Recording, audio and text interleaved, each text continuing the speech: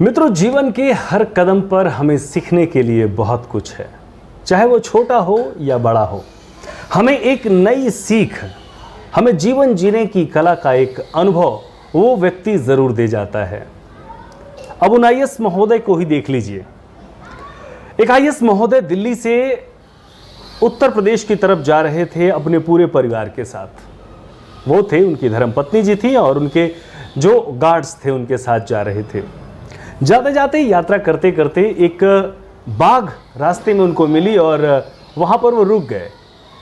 जिस बाग में कुछ देर के लिए वो ठहरना चाहते थे और बाग में जब वो उतरकर टहलने घूमने लगे तो उनकी धर्मपत्नी जी एक आम के वृक्ष पर देखती हैं कि वहां पर बया पक्षियों के कुछ घोंसले हैं।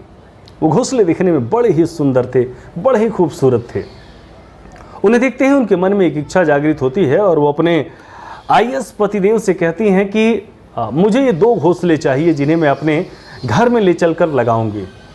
इन्हें वहां अपने घर पर ले जाकर हैंग करूंगी, इसे टांग दूंगी, जो देखने में बड़े ही सुंदर थे। अब धर्मपत्नी की बात वो कैसे मना कर देते। उन्होंने अपने सिपाहियों को आदेश दिया कि आप जाकर ये 2 घोंसले लेकर आइए। अब सिपाही गए, लेकिन वो घोंसला काफी ऊपर था, उनके लिए चढ़ना मुश्किल था। इसलिए वहीं पर गाय चराते हुए कुछ बच्चे उन्हें मिल गए। उन बच्चों को उन सिपाहियों ने लालच दिया कि हम आपको 10 रुपया देंगे और ये घोंसला आप लेकर आइए। बच्चों ने मना कर दिया। फिर उसके बाद उन्होंने 50 रुपए का ऑफर दिया कि हम आपको 50 रुपए देंगे, लेकिन आप ये घोंसला लेकर आइए। इसके बाद भी उन बच्चों ने मना कर दिया। आखिर में आईएएस महोदय को ये लगा कि ये बच्चे मना क्यों कर रहे हैं। फिर वो खुद ही जाकर पूछते हैं कि आपने घोंसला उतारने से मना क्यों कर दिया। उस बच्चे का जो जवाब था आपको भी जरूर सुनना चाहिए।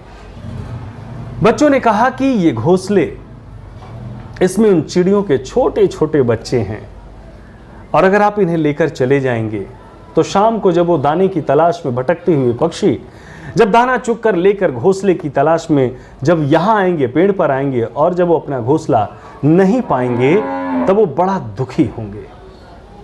और ये बात आईएएस महोदय के जहन में ऐसे उतर गई कि उन्हें अपने आप पर ग्लानि होने लगी। इस घटना के बाद उस अधिकारी को आजीवन ये ग्लानि रही कि एक चरवाहा बालक जो इतना कुछ सोच सकता है, ये बात उनके मन में क्यों नहीं आई। वो इतने संवेदनहीन कैसे हो सकते हैं। जितना संवेदनशील वो बच्चा था वैसे क्यों नहीं। इतने पढ़े लिखे और आईएएस होने का क्या अर्थ है कि जब इतनी संवेदनशीलता स्वयं में ना हो। उन्होंने कहा कि उस छोटे बच्चे के सामने मेरा ये पद, प्रतिष्ठा, सब कुछ बेकार है, ये किसी लायक नहीं है। और उनको उस बच्चे से बहुत कुछ सीखने को मिला। मित्रों, यकीन मानिए, पद और सामाजिक स्थिति मानवता के मापदंड नहीं हो सकते। इसीलिए प्रकृति को जानना ही सबसे बड़ा ज्ञान है। प्रकृति हमें क्या देती है और जो कुछ हमें देती है उसके प्रति हमारा मूल कर्तव्य क्या है। बहुत सी सूचनाओं का हम संग्रह कर लें, बहुत से बड़े बड़े पोथी हम पढ़ लें, लेकिन जब सामाजिकता की बात हो, वहां पर हमारा विवेक शून्य हो जाए तो ऐसे पोथी पढ़ने से उसका कोई लाभ नहीं। तभी तो कहते हैं कि पोथी पढ़ पढ़ जगमुया, पंडित भया न कोय, 2.5 आखर प्रेम का पढ़े सो पंडित होए। तो ये मानवीयता हमारे अंदर भी होनी चाहिए।